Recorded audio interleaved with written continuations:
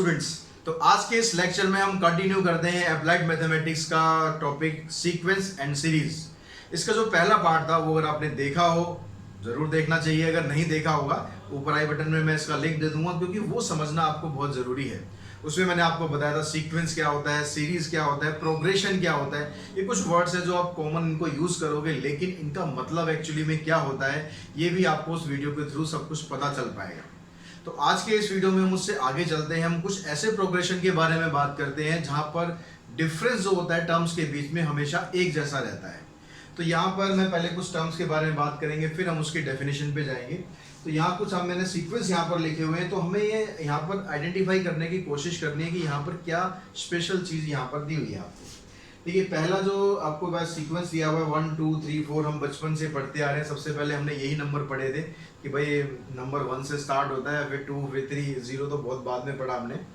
तो ये जो नंबर्स होते हैं, जो काउंटिंग नंबर्स होते हैं, इनके बीच में एक खास चीज़ ये होती है कि यहाँ पर जो डिफरेंस होता है वो हमेशा एक जैसा रहता है। और वो डिफरेंस क्या होता है? 1 का डिफरेंस होता है। 1 से हम 2 पे जाते हैं, 2 से 3 पे जाते हैं। मतलब यहाँ पर जो डिफरेंस हमें समझ में आ रहा है, मैं यहाँ पर डिफरेंस में लिखता चलता हूँ। तो सभी के अंदर देखो डिफरेंस सभी के अंदर सेम है। तो इसको हम यहाँ पर ले लेते हैं कि ये डिफरेंस 1 है। नॉर्मली इसको हम क्या बोलते हैं? इसको हम बोलते हैं कॉमन डिफरेंस, पर डिनोट इसको हम डी से करते हैं। नेक्स्ट हम देखते हैं यहाँ पर 3 है, फिर 8 है, फिर 13 है, फिर 18 है। तो यहाँ पर क्या हो रहा है? यहाँ पर देखो, समझने की कोशिश करो। यहाँ पर वैसे आपने 10th क्लास में एपी पढ़ी है तो आप बड़ी जल्दी पकड़ लोगे इसको कि यहाँ पर 5 का गैप आ रहा है, सेम गैप आ रहा है, कांस्टेंट गैप आ रहा है। तो यहाँ पर डी की वैल्यू आपके पास 5 है। उसके बाद यहाँ पर नेक्स्ट में देखते हैं बस 6 है, फिर हमने उसमें से 2 कम कर दिया, फिर 2 कम कर दिया, फिर 2 कम कर दिया। तो यहाँ पर जो डी कम हो रहा है, डिफरेंस जो है वो कम हो रहा है, लेकिन कांस्टेंट है वो। यहाँ पर जो डी है आपका -2 है, क्योंकि 2 कम होता जा रहा है। ठीक है, लेकिन कम हो या ज्यादा हो उससे हमें फर्क नहीं पड़ना, हमें देखना है कि डिस्टेंस सेम है या नहीं है, डिफरेंस सेम है या नहीं। यहाँ पर देखेंगे 3 है, फिर 3 है, यहाँ तो कुछ हो ही नहीं रहा, यहाँ तो ना बढ़ रहा है ना घट रहा है, लेकिन क्या है तो कांस्टेंट ही ना। क्या है यहाँ पर? 0। भाई ना तो वो बढ़ रहा है ना वो घट रहा है, मतलब इसकी जो 2 कंसेक्यूटिव टर्म्स हैं उनके बीच में जो डिफरेंस आ रहा है वो कांस्टेंट है, वो एक जैसा है, वो है 0। यहाँ पर देखते हैं, यहाँ पर 2 3 5 7। अब यहाँ पर देखो कुछ समझ नहीं आ रहा है। यहाँ पर 1 का डिफरेंस है, फिर यहाँ 2 का डिफरेंस है, फिर यहाँ 2 का डिफरेंस है। तो यहाँ पर हमें कुछ क्लियर नहीं हो रहा। तो यहाँ पर कोई भी कॉमन डिफरेंस नहीं है। मैं इसको क्रॉस कर देता हूँ कि ये कॉमन डिफरेंस नहीं है। यहाँ पर देखो, यहाँ 2 का गैप है, फिर 3 का, फिर 4 का। तो यहाँ भी गैप जो है वो एक जैसा नहीं आ रहा, अलग अलग आ रहा है। तो इसका मतलब यहाँ भी कोई कॉमन डिफरेंस नहीं है। तो यहाँ पर जो हो हमने ऑब्जर्व करी, जिसमें हमने देखा कि कोई ऐसी चीज है, कोई ऐसा कांस्टेंट है जो सारी टर्म्स के बीच में एक जैसा आ रहा है, उस तरह के जो सीक्वेंसेस होते हैं उनको हम बोलते हैं कि ये अरिथमेटिक प्रोग्रेशन है। कौन से हैं? अरिथमेटिक प्रोग्रेशन, यानी जिसको हम शॉर्ट में बोलते हैं एपी, जो आपने 10th क्लास में भी पढ़ा है।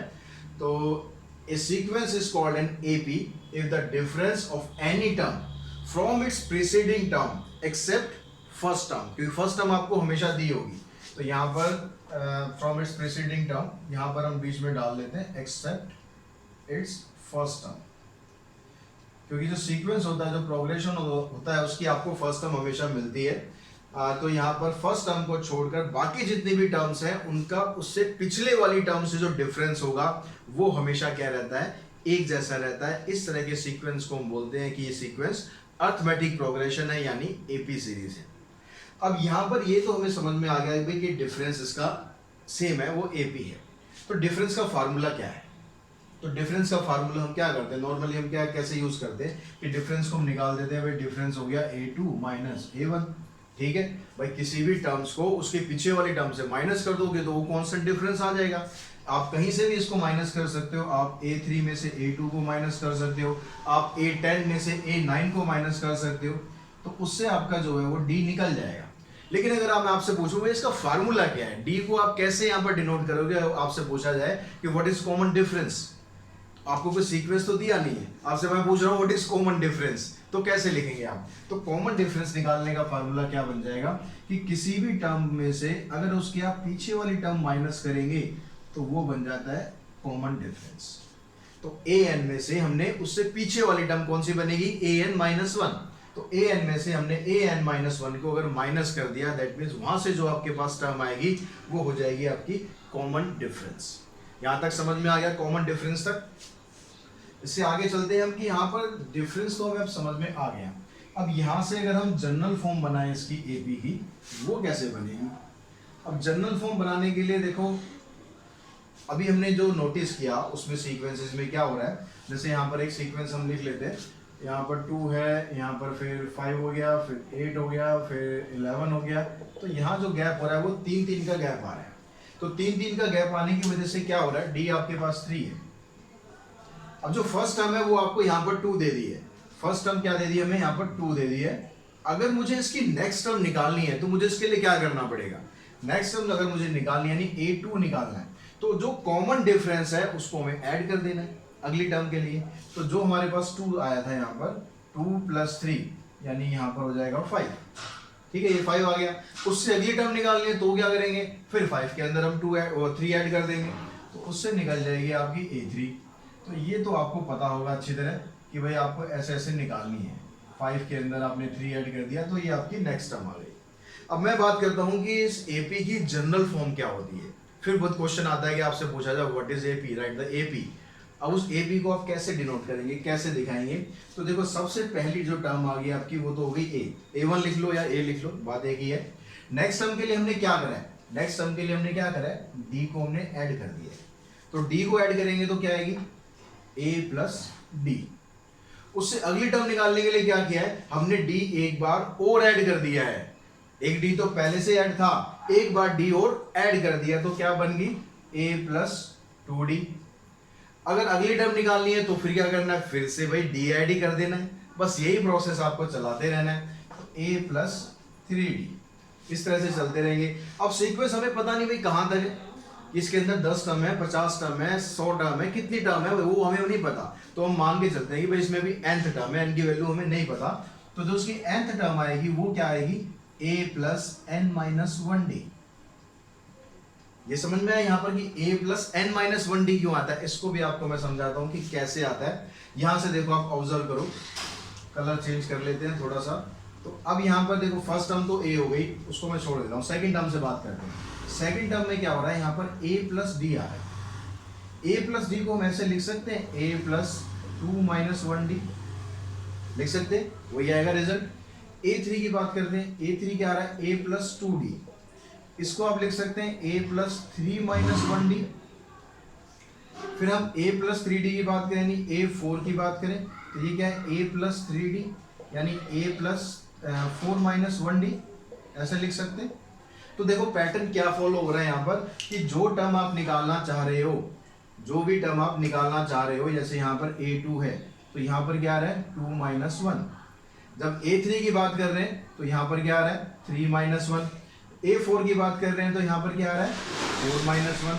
तो अगर इसी पैटर्न को मैं फॉलो करता चलूंगा तो जो nth टर्म आएगी मेरी वो क्या बनेगी, A + n - 1D जो हमने यहाँ पर लिखी है, ये बनता है आपका जनरल फार्मूला। ठीक है, जनरल टर्म भी इसे हम बोलते हैं, जनरल टर्म बोल सकते हैं आप इसको, nth टर्म बोल सकते हैं, डिनोट करते हैं इसको हम AN से। ठीक है, यहां तक बात आ गई आपको समझ में कि ये फार्मूला बना कैसे है। देखो आपको क्वेश्चन तो करने ही है, क्वेश्चन करने के साथ साथ ये भी आपको समझना है कि फार्मूला बनता कैसे है। बेसिक्स आपके अगर क्लियर रहेंगे तो कभी भी आप किसी कॉन्सेप्ट में कभी मार नहीं खाएंगे, हर क्वेश्चन बड़े आराम से कर लेंगे। अब यहाँ पर A + n - 1D का फार्मूला यहाँ तक आपको समझ में आ गया।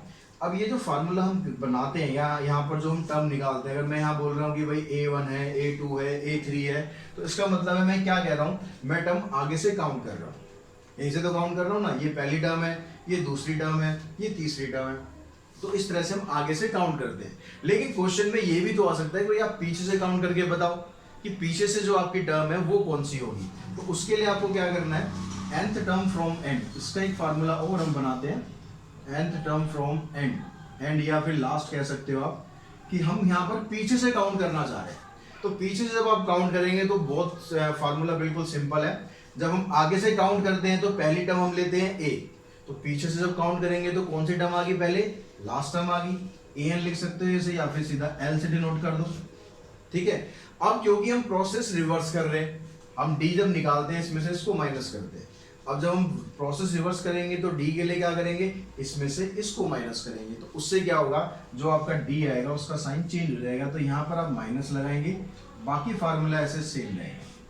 तो ये बन जाएगा आपका कि nth टर्म फ्रॉम लास्ट या फ्रॉम एंड आपको निकालनी है, जो भी टर्म निकालनी है, मान लो 20वीं टर्म निकालनी है, तो यहाँ पर क्या करना है, 20th टर्म लिख देंगे। L जो लास्ट टर्म आपको सीक्वेंस में दी होगी लास्ट टर्म आ जाएगी, n की जगह 20 आ गया, तो 20 - 1 इंटू में d करेंगे, आपकी जो लास्ट टर्म पीछे से जो काउंट करेंगे वो टर्म आपकी बड़ी इजीली निकल जाएगी।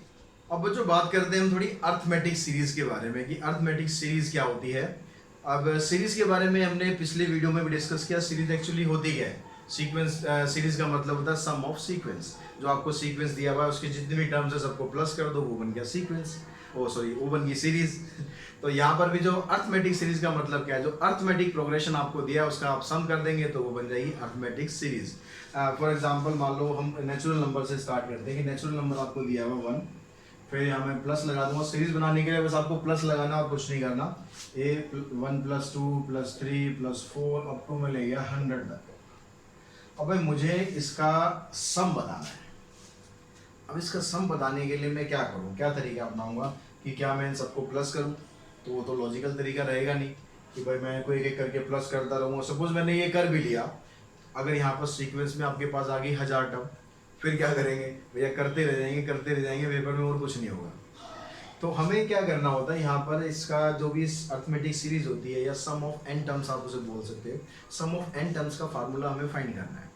अब सम ऑफ n टर्म्स का फार्मूला फाइंड करना है, वो फार्मूला तो आपको याद भी होगा कि फार्मूला क्या होता है। यहाँ पर हम पहले फार्मूला ही लिख लेते हैं ताकि आपको रिकॉल भी हो जाए कि फार्मूला होता है आपका n/2 2a + n - 1d। दूसरा एक और फार्मूला होता है इसका ऐसे का ही, n/2 a + an। अब मैं आपको बताने वाला हूँ कि ये दोनों फार्मूले आप डिराइव कैसे करेंगे। फार्मूले का बेसिक समझा रहा हूँ, बहुत आसान है, लेकिन बेसिक समझना फिर बता रहा हूँ आपको बहुत ज़रूरी है कि फार्मूला बनता कैसे है। तो जब एसएन का हम फार्मूला बनाते हैं तो हम क्या करते हैं, जनरल टर्म हम लिख लेते हैं। तो आपकी जो सीक्वेंस है, एपी सीक्वेंस है, उसका जब आप सम करेंगे तो क्या आ जाएगा, पहली टर्म आ गई ए, अगली टर्म आ गई a + d, फिर a + 2d। इस तरह से अगर आप सीक्वेंस को फॉलो करेंगे तो लास्ट में आती है आपके पास a + n - 1d। अब फार्मूला डिराइव करने के लिए मैं एक काम और करता हूँ, जो इससे पहले जो टर्म आएगी वो और लिख लेता हूँ। इससे पहले क्या टर्म आएगी मेरे पास, a + n - 2d, ठीक है, इससे पहले वाली टर्म। अब क्या करना है आपको, इसी सीक्वेंस को रिवर्स करके लिख देना है, ठीक है। क्या करना है, इसी सीक्वेंस को रिवर्स करके लिख देना है। तो रहेगा एसएन, तो ऐसे नहीं रहेगा, तो ये टर्म आपकी पहले आ जाएगी a + n - 1d, उसके बाद फिर ये टर्म आ जाएगी a + n - 2d। बस स्टार्टिंग की दो टर्म ले लेते हैं, लास्ट में दो टर्म लिख देते हैं। लास्ट में कौन सी आएगी, ये आ जाएगी a + d, उसके बाद ये आ जाएगी a। अब हमें क्या करना है, इन दोनों में से जैसे यहाँ पर ये पहली टर्म है, यहाँ पर ये पहली टर्म है, और ये दोनों टर्म हो गई, इधर से ये दोनों टर्म, इधर से ये दोनों टर्म, इनका आपको सम फाइंड कर लेना है। इनका सम फाइंड करेंगे तो क्या आएगा, इसका सम Sn + Sn, ये बन गया आपके पास 2Sn। अब यहाँ पर देखो, यहाँ a है, यहाँ a है, a + a क्या हो जाएगा 2a, और साथ में क्या है 2a + n - 1d, ये हो गया फार्मूला। अब उसके बाद देखो इन दोनों को जब आप ऐड करोगे तो a + a, वो तो 2a ही बन गया। अब यहाँ पर d है, मैं इसको अलग लिख देता हूँ, यहाँ पर d है, यहाँ पर ब्रैकेट खोल के लिख देते हैं, यहाँ पर nd है और यहाँ पर -2d है। इसको आप सिंप्लीफाई करेंगे तो क्या बचेगा, nd - d, उसमें से d वापस कॉमन निकालेंगे तो बचा क्या, n - 1d। तो यहाँ पर क्या बचा, n - 1d। आगे चलते हैं। अब यहाँ पर भी सेम यही तो दोनों टर्म है जो यहाँ पर थी, यानी इसका भी आप सम करोगे तो क्या आएगा 2a + n - 1d, और लास्ट में करेंगे तो वहां पर भी आ गया 2a + n - 1d। अब ये सबका सम आ गया। अब यहाँ पर कितनी टर्म है, इसको मैं रब कर देता हूँ। तो कितनी टर्म है यहाँ पर, मान लो मेरे पास, मैं अगर लिखता हूँ जैसे 3, मैंने लिखा 3 + 3 + 3 + 3 + 3 + 3 + 3, इसका मुझे सम फाइंड करना है। तो इसका सम फाइंड करने का तरीका क्या है, सबको एक बार प्लस कर दो, या फिर आप क्या करो, कितने हैं 3 यहाँ पर, 1 2 3 4 5 6 7, 3 को 7 से मल्टीप्लाई कर दो, मेरा सम आ गया 21। तो वही तरीका हम यहाँ पर यूज करने वाले हैं, क्योंकि हमें ये तो पता नहीं है भाई कितनी टर्म है, हमें मतलब 1 है 2 है 3 ये नहीं पता, हमें ये पता है कि n टर्म्स है, टोटल जो टर्म्स है a से लेकर n-1 तक टोटल टर्म बनती है n। तो हम क्या करते हैं, जब इसका हम सम करेंगे तो इसका सम क्या हो जाएगा, n इंटू में 2a प्लस n-1d, क्योंकि ये टर्म ही तो देखो सब में सेम आ रही है, 2a प्लस n-1d यहाँ पर आ रहा है, एक बार यहाँ आ गया, एक बार यहाँ आ गया, एक बार यहाँ पर है, एक बार यहाँ पर है, तो टोटल मिलाकर ये कितनी बार आ रहा है, n बार आ रहा है। तो इसलिए आपने इसको n से मल्टीप्लाई कर दिया। उसके बाद 2 का क्या करना है जी, 2 का कुछ नहीं करना, 2 को इधर ले जाना है और यहाँ से आपका फार्मूला हो गया तैयार। ये बन गया हमारा Sn का फार्मूला जो आपको सम ऑफ n टर्म्स के लिए यूज करना है। यहां तक आगे बात समझ में। अब बात करते हैं दूसरे वाले फार्मूले की, वो भी बड़ा सिंपल है, तो ज्यादा कुछ नहीं है कॉम्प्लिकेटेड। जो फार्मूला आपका ये बना है इसी में आपको चेंज कर देना है थोड़ा सा, 2a को लिख देना है ऐसे a प्लस a, बाकी चीजें सेम रखते हैं। तो ये जो a प्लस a आ रहा था, इसको जब हमने अलग करा, इस a को मैंने इसके साथ ले लिया। अगर आप इस a को इसके साथ लेंगे तो ये क्या था, अभी पिछली स्लाइड में हमने किया था कि ये किसका फार्मूला था, an का फार्मूला था, तो ये बन गया a प्लस an। कहीं कहीं पर an को ऐसे लिखा हुआ मिलेगा आपको कि जो फार्मूला है इस फॉर्मेट में लिखा मिलेगा a प्लस l, तो मतलब दोनों का एक ही है। आप l लिख दें यहाँ पर, an लिख दें, बात एक ही है। तो इस तरह से आप सम ऑफ n टर्म्स का फार्मूला बड़े इजीली डिराइव कर पाएंगे।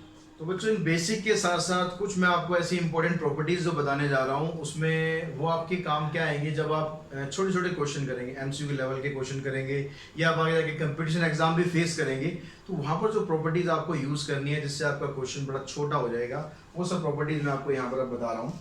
सबसे पहली जो प्रॉपर्टी है, if the sum of n term of an AP is denoted by Sn, then अगर हम जैसे आपको कोई एपी सीक्वेंस दिया होता है, डी हम निकालते हैं, डी के लिए हम क्या करते हैं, a2 माइनस a1 कर देते हैं, डी आ जाता है। लेकिन अगर आपको वहां पर Sn दिया हुआ है तो आप और आपसे डी पूछा गया है, तो आप वहां पर क्या करेंगे, Sn अगर दिया है तो पहले आप S1 निकालेंगे, S2 निकालेंगे, S3 निकालेंगे, फिर उससे a1, फिर a2, फिर a3 ऐसे निकालेंगे, फिर उससे डी निकलेगा। लेकिन यहाँ पर मैं आपको डायरेक्ट तरीका बता रहा हूँ कि अगर Sn आपको दिया हुआ है तो डी निकालने के लिए आपको बस क्या करना है, S2 में से जो S1 का डबल है उसको माइनस कर देना है। क्या करना है, S2 में से S1 का डबल माइनस कर देना है, तो वो आपका निकल जाएगा Sn और D निकल जाएगा। क्लियर होगी बात। तो उसके लिए आपको पूरा सॉल्व करने की जरूरत नहीं पड़ेगी। अगर 3 नंबर आपको AP में दिए हुए हैं वो तभी पॉसिबल होता है जब उनका जो कॉमन डिफरेंस है वो बराबर हो। जैसे A B C 3 नंबर अगर हमारे पास है, 3 नंबर्स यहाँ पर हम ले लेते हैं A B एंड C। तो अगर हम यहाँ पर तीनों नंबर को कहते हैं कि AP में, तो इसका मतलब क्या हो, B माइनस A वो कॉमन डिफरेंस आ जाएगा, और जो C माइनस B है वो कॉमन डिफरेंस आ जाएगा, मतलब ये कॉमन डिफरेंस बराबर हो गया। इसको अगर आप सिंप्लीफाई करते हैं तो यहाँ से रिजल्ट आपका आ जाता है, जो मिडिल टर्म होती है उसका डबल करना है और जो पहली और लास्ट टर्म है उसको आपको ऐड कर देना है, यानी 2B equals to A plus C। तो अगर आपको AP में दिए हुए हैं तो आप ये रिजल्ट यूज कर सकते हो। अगर ये आपको दिया हुआ है दैट मीन्स आप ये कह सकते हो कि तीनों नंबर्स AP के अंदर हैं। The sum of the term equidistant from beginning and the end is always the same and equal to the sum of first and last term। यानी अगर आप स्टार्टिंग से मान लो टर्म लेते हैं थर्ड और पीछे से भी लेते हैं टर्म थर्ड, तो उन दोनों का जो सम आएगा वो उसी के बराबर आएगा जो पहली और लास्ट टर्म का सम था। देखो इसको एग्जांपल समझ लो, बड़े आराम से समझ में आ जाएगा और याद भी रहेगा। जैसे हम 1 2 3 और सीक्वेंस ले लिया हमने 98 99 और 100 तक। अब यहाँ पर देखो पहले वाले का और लास्ट वाले का आप सम करेंगे, क्या आ रहा है 101। अगर आप यहाँ से दूसरे और यहाँ से दूसरे का सम करोगे वो भी 101 आएगा, यहाँ से तीसरी टर्म और यहाँ से तीसरी टर्म करोगे उसका सम भी 101 आएगा, यानी ये सम हमेशा इतना ही रहेगा। अगर पीछे से जो टर्म लिया आपने उतने ही नंबर पर आगे से टर्म लेंगे। इक्वी डिस्टेंट होनी चाहिए, ये मत करना कुछ भी ऐड कर दो, कह दो सर ने तो ये बताया था कि हर जगह से बराबर आ जाएगा। इक्वी डिस्टेंट होना चाहिए इधर से भी और उधर से भी। नेक्स्ट जो प्रॉपर्टी है उसमें कहता है कि if the term of an AP are increase decrease multiplied और divide by the same non zero constant, अगर किसी एपी सीक्वेंस को आप किसी नॉन जीरो कांस्टेंट से मल्टीप्लाई कर लो, डिवाइड कर लो, प्लस कर लो, माइनस कर लो, जो रिजल्ट आएगा वो हमेशा एपी ही रहेगा, कोई चेंज नहीं होगा उसमें। If a n is linear expression, जो sum of n terms nth term दी होती है जिसको हम बोलते हैं an, अगर वो आपको लीनियर फॉर्म में दी हुई है, लीनियर एक्सप्रेशन दिया हुआ है pn प्लस q, तो इसका जो d निकालेंगे आप, इसका d के लिए आपको कुछ नहीं करना, जो यहाँ पर n के साथ कोफिशिएंट है वो इसका d आएगा। ठीक है, n के साथ अगर मैंने 2 लिख दिया तो 2 इसका कॉमन डिफरेंस आएगा, n के साथ 5 लिखा है तो 5 इसका कॉमन डिफरेंस आएगा। ऐसे ही अगर आपको किसी सीक्वेंस का Sn दिया हुआ है, तो सम ऑफ n टर्म्स दिया हुआ है, वो क्वाड्रेटिक एक्सप्रेशन में है। क्वाड्रेटिक एक्सप्रेशन आपको पता ही है जिसकी हाईएस्ट डिग्री 2 होती है। तो जो क्वाड्रेटिक एक्सप्रेशन में जो हाईएस्ट डिग्री 2 वाला जो कोफिशिएंट है वो इसका आंसर हो जाएगा, उसका डबल। ठीक है, p का डबल कर देंगे 2p, इसका आंसर आ जाएगा, मतलब d निकल जाएगा आपका। तो ये d निकालने के लिए आपको क्या करना है, पूरा सीक्वेंस सॉल्व नहीं करना है ना, यहाँ से आपको पूरा सीक्वेंस सॉल्व करना है। अगर आपको कह दिया कि भाई एक जो an है, an मान लो आपको दे दी उसने कि भाई an आपके पास है 5x प्लस में 3, तो इसका जो d निकालोगे आप, d इसका 5 आ जाएगा, उसको आपको सॉल्व करने की ज़रूरत नहीं है। ऐसे यहाँ पर जो भी कोफिशिएंट होगा उसका डबल आप कर देंगे तो वो आपका d आ जाएगा। यहाँ तक बात क्लियर होगी। एक बड़ी इंपॉर्टेंट प्रॉपर्टी और आपको बता रहा हूँ, जब आपको इस तरह से दिया हो कि किसी भी सीक्वेंस के अंदर 3 टर्म्स हैं और इन तीनों का सम गिवन है, ठीक है, if sum of 3 terms are given, if sum of 3 terms are given, तो आपको जो सीक्वेंस बताना है इसके अंदर, वो सीक्वेंस आपको कैसे लेना है, जो पहली टर्म है आपको वो लेनी है हमेशा a माइनस डी, दूसरी टर्म लेनी है a और तीसरी टर्म लेनी है a प्लस डी। इसका फायदा क्या होगा, जो आपको सम दे रखा होगा, जब आप इनको सम करोगे तो d से d कैंसिल हो जाएगा और a की वैल्यू निकल जाएगी। ऐसे ही अगर आपको मान लो 5 टर्म्स दी हुई है, मैं अभी ऑड वाली बात कर रहा हूँ बस, if sum of 5 terms are given, तो आपको यहाँ पर क्या करना है, जब 5 टर्म्स दे रखी होंगी तो आपको एक सीक्वेंस पीछे से वो स्टार्ट कर देना है, यानी a माइनस डी की जगह a माइनस 2d से स्टार्ट करेंगे, फिर a माइनस डी आ गया, फिर a प्लस डी और लास्ट में आ गया a प्लस 2d। यहाँ भी बेनिफिट वही है कि d कैंसिल हो जाएगा, a की वैल्यू मिल जाएगी, फिर फर्दर आगे क्वेश्चन में जो भी दिया होगा वो कर लेंगे। तो 3 दे रखी होंगी, 5 दे रखी होंगी, 5 से ज़्यादा नहीं आएंगी, चिंता मत करना। अगर आपको 4 दे दी, यहाँ पर इवन टर्म्स है ये, if sum of 4 terms are given, तो आपको क्या करना है, तो भी आपको सीक्वेंस में कुछ टर्म्स ऐसे लेनी है कि d आपका कैंसिल हो जाए, यानी आपको लेना है a माइनस 3d, फिर a माइनस डी, 2 का गैप कर देना है, अगली टर्म हो जाएगी a प्लस डी, फिर उसके बाद आ जाएगी a प्लस 3d। तो अगर क्वेश्चन में ये बोलता है कि sum of 3 terms are given, sum of 5 terms are given या sum of 4 terms are given, तो आपको क्या करना है, AP को जो एज्यूम करना है वो इस तरीके से एज्यूम करना है। इस तरीके से आप एज्यूम करेंगे, फिर सम की प्रॉपर्टी लगाएंगे, सम करेंगे, d कैंसिल हो जाएगा, a की वैल्यू आपको मिल गई बड़े इजीली। उसके बाद क्वेश्चन में जैसे ही डिमांड है उसी हिसाब से क्वेश्चन को प्रोसीड करेंगे, बाकी का क्वेश्चन भी बड़े इजीली सॉल्व हो जाएगा।